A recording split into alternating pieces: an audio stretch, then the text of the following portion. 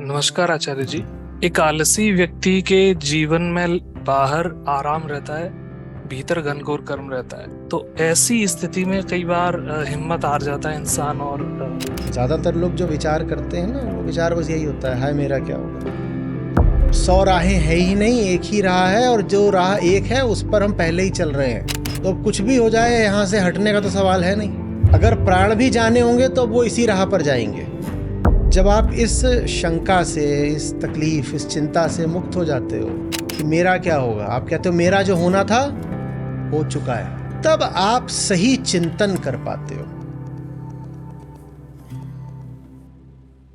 नमस्कार आचार्य जी। अ, आज का सत्र इसी सूत्र पर केंद्रित रहा कि बाहर घनघोर कर्म और भीतर आराम। एक एक आलसी व्यक्ति के जीवन में एक बिल्कुल उल्टा सूत्र चलता है। बाहर आराम रहता है, भीतर घनघोर कर्म रहता है।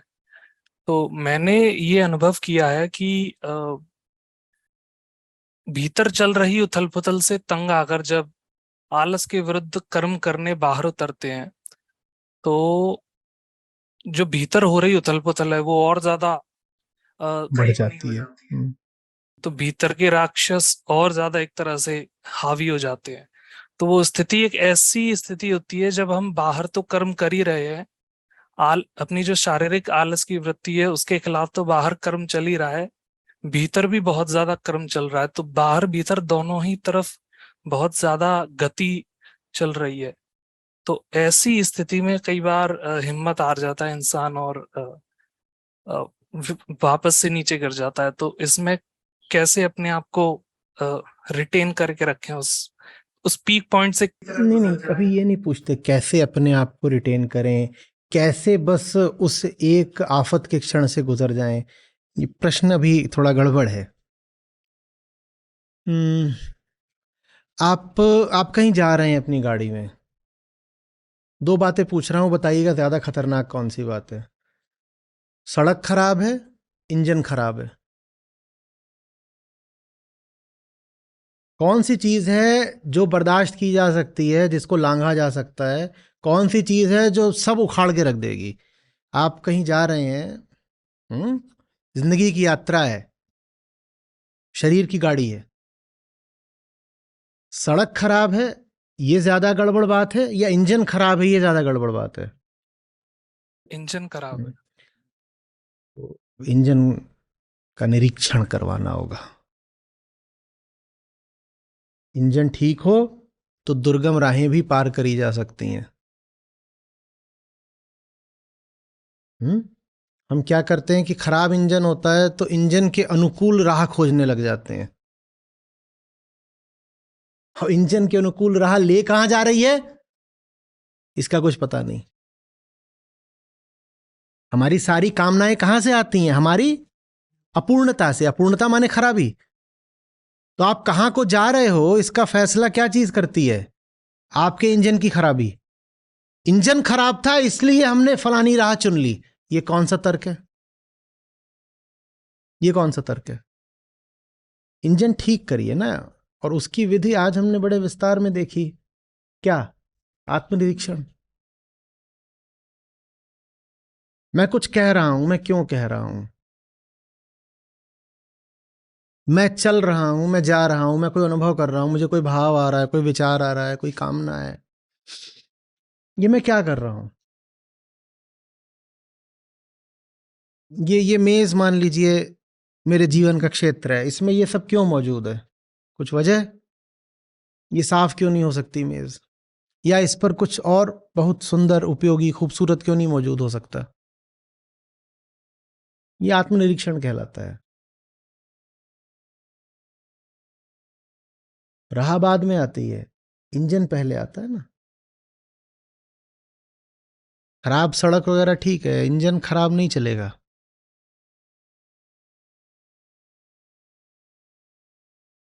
नहीं बन रही बात। इंजन वाक का मतलब व्यवहारिक तौर पे क्या अर्थ है? इंजन क्या अर्थ रखता है मन। यहाँ पे? मन। ओके। मन। मन क्या पकड़ के बैठा हुआ है? मन किस बात से घबराता है? मन ने मान्यता क्या उठा रखी है, मन ने किस बात को बिल्कुल सत्य जैसा स्थान दे रखा है, ये बात तो बदल ही नहीं सकती। कौन सा मुद्दा है जिस पर मन विचार करने को तैयार नहीं है, मुद्दे पर रोशनी ही डालने को तैयार नहीं है, कह रहे नहीं इस बात पे हम कुछ नहीं सोच सकते, फलानी बात तो बिल्कुल अकाट्य सत्य है।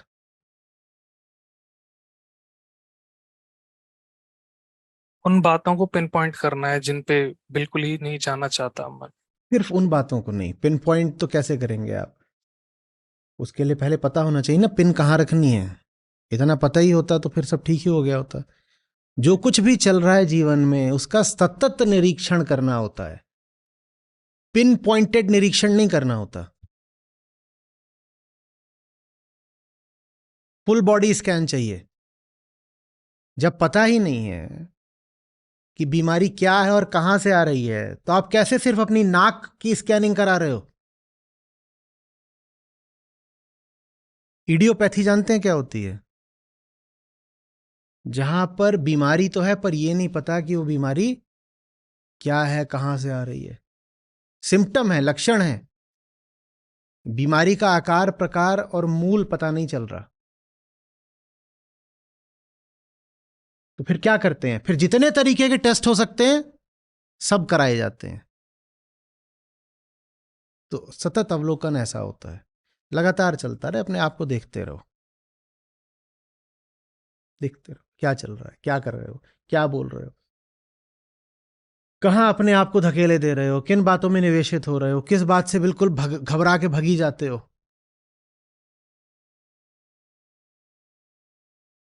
क्या इरादे बना रखे हैं, योजनाएं क्या हैं, यही सब।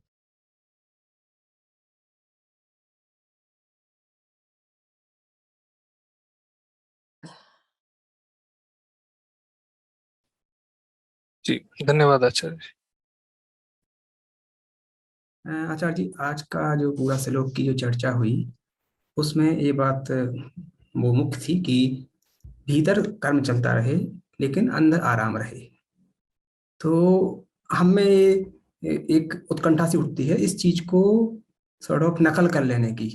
आपने कई बार चेताया है कि बुद्ध पुरुषों की, संतों की, उनके आचरण की अंधी नकल नहीं कर लेनी है। लेकिन ये वृत्ति होती है कि अरे कुछ पता चला तो अब हम वैसा ही करेंगे। उदाहरण के लिए किसी ने कल से मुझसे कुछ बोला, तो अगर मैं इस बात को अच्छे से नहीं समझूंगा तो ऐसा होगा कि अंदर मुझे गुस्सा आ रहा होगा, लेकिन बाहर में ऐसे करूंगा कि कुछ नहीं हुआ। तो वो नहीं करनी है, वो नकल नहीं करनी है अंधी। तो इसमें फिर सवाल मेरा ये है कि जो अंदर और बाहर का जो है डिवीजन, उसमें मुझे ऐसा लगता है कि एक ये दो पार्ट हैं एक तरह से, तो उनके बीच में एक टॉर्सनल स्प्रिंग टाइप की है कि उनमें कुछ तो इंडिपेंडेंस है कि थोड़ा बहुत अगर बाहर वाला हिस्सा हिलता है, कुछ होता है, तो अंदर वाला प्रभावित नहीं होता। लेकिन एक सीमा जो कि सबकी अलग अलग होती है, एक सीमा से ज्यादा अगर बाहर कुछ होता है तो फिर वो एक तरह से फिक्स जॉइंट की तरह चलता है, दोनों एक साथ ही प्रभावित होते हैं। तो इनको सॉर्ट ऑफ डीकपल कैसे किया जाए, विधि नहीं मैं पूछ रहा हूँ, विधि तो आपने बताई है कि प्रतिक्रिया को प्रतिक्रिया की तरह देखना है, एक ये बात बताई आपने, और गुणों वाली बात बताई कि गुण ही गुण से बरत रहे हैं, वो बात, और कृष्णमूर्ति साहब की बात कि टेक नथिंग पर्सनल, वो बात। तो फिर यहाँ पे सवाल है कि ये चीज मतलब एक बाइनरी तो ऐसा हो नहीं सकता कि हम अचानक से क्वांटम जंप लेके अभी ऐसे हैं कि जुड़े हुए हैं दोनों और फिर अचानक से मुक्त हो गए और दोनों कंप्लीटली डीकपल्ड हो गए अंदर बाहर। तो वो क्वांटम जंप वाली स्थिति तो होती नहीं, हमें तो साधना और अभ्यास करना होता है। तो वहां पर मतलब किया क्या जाए हमारे जैसे एजा एजा साधक, हमारे एंड से क्या अभी हो? तो आपने बोला कि विधि मैंने बता दी है, क्या पूछना है फिर? तो उसमें वही है, मतलब उन्हीं विधियों पर चलना है या फिर तो मैंने विधि इसलिए बताई है कि उस पर नहीं चलना है। नहीं नहीं वो तो मतलब उन पर उनका तो पालन करना है, लेकिन सवाल यही था कि ये मतलब इसको कैसे, मतलब सवाल बहुत ज्यादा स्पष्ट नहीं है बट स्थिति ऐसी है कि इसको और कैसे ये बात गहराई में और गहरी होती जाए, ये समझ गहरी होती जाए। आत्मनिरीक्षण का अर्थ होता है अपनी मान्यता को देखना। आपकी मान्यता यह है कि जो भी विधि बताई गई है वो उपयोगी तो होगी नहीं। पालन नहीं करेंगे जनरली, ये दिक्कत होती है। उपयोगिता की बात बाद में तो आती है। पालन न करना ये सब तो फिर अपनी ईमानदारी की बात है, और ईमानदारी की कोई विधि नहीं होती। ये तो अपनी ईमानदारी की बात है ना। कंप्लीट डीकपलिंग या बाइनरी जैसी कोई चीज होगी, कोई अंतिम स्थिति। आपने एक सीमा की बात करी कि एक सीमा तक तो ऐसा हो पाता है कि बाहर की आफत भीतर की आफत ना बने, फिर वो नहीं होता, फिर एक वो दोनों आपस में ज्वाइंट होकर चलने लगते हैं। एक सीमा की कहा ना, हाँ, तो उसी सीमा को आगे बढ़ाना होता है। वो सीमा अनंत तक आगे जा सकती है। कुछ हद तक सबका ऐसा होता है कि बाहर की जो चीजें हैं वो भीतर तुरंत नहीं प्रभावित करती, पर आम आदमी की वो सीमा बहुत जल्दी आ जाती है। ज्ञानी की वो सीमा आगे बढ़ती जाती है, और संभावना है कि अनंत तक चली जाए। विधि लेकिन एक ही है, आत्मनिरीक्षण। आत्मनिरीक्षण। भाई बाहर जो भी कुछ हो रहा है उससे भीतर अगर कुछ बदले तो बदल के क्या हो जाए, कोई विकल्प तो होना चाहिए ना। बाहर कुछ हुआ, उससे आप कह रहे हो भीतर भी बदलाव आना चाहिए। बाहर हलचल हो गई, गड़बड़ हो गई, उद्वेग हो गया, कुछ हो गया बाहर, उससे भीतर भी कुछ बदलाव आना चाहिए। एक चीज बदल सके उसके लिए उसके पास विकल्प तो होना चाहिए कि बदल के कोई दूसरी चीज बन सके। जब दूसरी चीज बनने की कोई संभावना ही नहीं है तो बदल के जाओगे कहां पर, क्या करोगे? कुछ नहीं, और हो ही नहीं सकते। कोई प्लान भी है ही नहीं भाई। तो अच्छा है बुरा है जो है जैसा है यही है। तो अब भीतर फिर सोच विचार के लिए कोई स्थान बचता नहीं है ना। जब अहम की जो मूल स्थिति है उस पर विचार की जरूरत नहीं रह जाती, तब विचार अपना उपयोगी काम कर सकता है। नहीं तो फिर विचार इसी में लगा रहता है कि हाय मेरा क्या होगा। ज्यादातर लोग जो विचार करते हैं ना, वो विचार बस यही होता है, हाय मेरा क्या होगा। जब आप इस शंका से, इस तकलीफ, इस चिंता से मुक्त हो जाते हो कि मेरा क्या होगा, आप कहते हो मेरा जो होना था हो चुका है। जब आप इस चिंता से मुक्त हो जाते हो कि मेरा क्या होगा, तब आप सही चिंतन कर पाते हो। अब विचार अपना सही काम कर पाता है। नहीं तो हमारा विचार कोई विचार होता है? हमारे विचार में तो एक यही रोना लगा रहता है, अब मैं क्या खा लूं, मैं क्या पहन लूं, अब मेरा क्या होगा, कल आफत आ गई तो बचूंगा कि नहीं बचूंगा, कहीं कोई नुकसान ना हो जाए, कहीं से 4 रुपए ज्यादा कैसे झटक लाऊं। यही चलता रहता है। ये कोई विचार है? भीतर से ऐसा हो जाना है कि ठोक बजा के देख लिया, जांच लिया, परख लिया, 100 राहें है ही नहीं, एक ही राह है, और जो राह एक है उस पर हम पहले ही चल रहे हैं। तो अब कुछ भी हो जाए यहां से हटने का तो सवाल है नहीं। अगर प्राण भी जाने होंगे तो अब वो इसी राह पर जाएंगे, दूसरी कोई राह हमें दिखाई नहीं देती ना।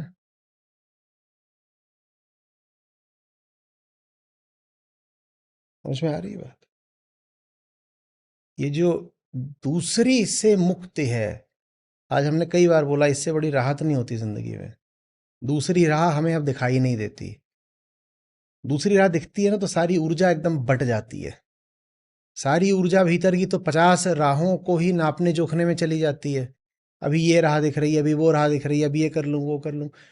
फिर जो सही राह है उस पर चलने के लिए ऊर्जा बचती नहीं है। जब बचती नहीं है तो सही राह पर लड़खड़ाते हो। जब लड़खड़ाते हो तो और ज्यादा लगता है कि कोई दूसरी राह क्यों ना पकड़ लूं। जितना दूसरी राह का ख्याल करते हो उतना और ज्यादा लड़खड़ाते हो। सही राह पर भी अगर सफलता से आगे बढ़ना है तो जरूरी है कि दूसरी राहें दिखाई देनी बंद हो जाए। दूसरी राहें दिखेंगी तो मन बटेगा, मन बटेगा तो लड़खड़ाओगे।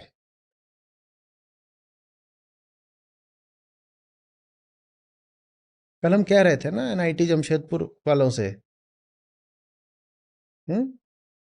Live for something you can die for. यही है, एक राह पकड़ ली।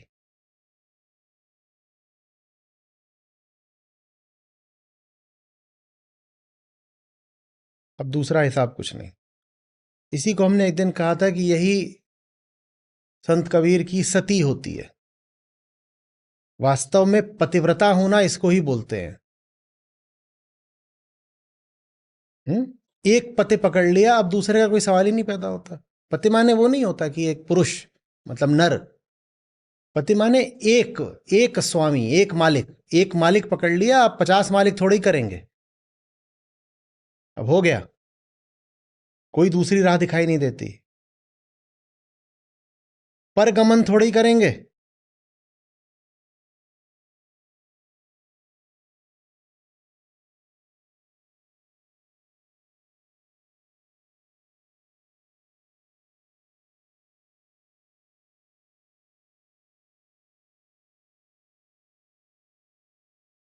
स्पष्ट है?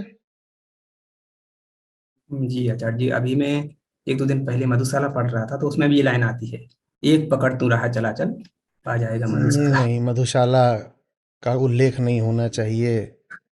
हाँ? जिस संदर्भ में हम बात कर रहे हैं, इसलिए नहीं कि उसमें मदिरालय की बात है, इसलिए कि वो एक कवि की कृति है और उसमें कहीं से भी वो गहराई नहीं है जो भगवत गीता में, अष्टावक्र गीता में होती है। तो उसमें बस ऐसे तुक जोड़ने से कोई लाभ नहीं है। धन्यवाद आचार्य। आपको खुशी होगी इस नाते, जो हमारी अपनी ऐप है जिसमें हमारे गीता और बाकी सब कार्यक्रम चलते हैं, यहाँ पर बुद्ध हैं, गीता है, उपनिषद हैं, अष्टावक्र हैं। ये मुझे मिले, मेरी ज़िंदगी बदली, ये तुम्हें मिलेंगे, तुम्हारी ज़िंदगी भी बदलेगी। सच पूछिए तो मतलब लाखों नहीं तो कम से कम हज़ारों ज़िंदगियाँ तो हैं जो बिल्कुल बदली हैं। 2 लाख से अधिक गीता प्रतिभागियों के साथ जुड़े आचार्य प्रशांत ऐप पर पहला महीना बिल्कुल फ्री गीता मिशन का पूरा एक्सेस। ऐप पर आपको मिलेंगे नियमित लाइव सत्र, हर दिन आचार्य प्रशांत के विशेष संवाद, गीता कम्युनिटी का एक्सेस, गीता परीक्षा, चयनित समाचार, ऑडियो बुक्स, कोट्स और भी बहुत कुछ। गूगल प्ले स्टोर या एप्पल ऐप स्टोर पर आचार्य प्रशांत सर्च करें और अभी डाउनलोड करें।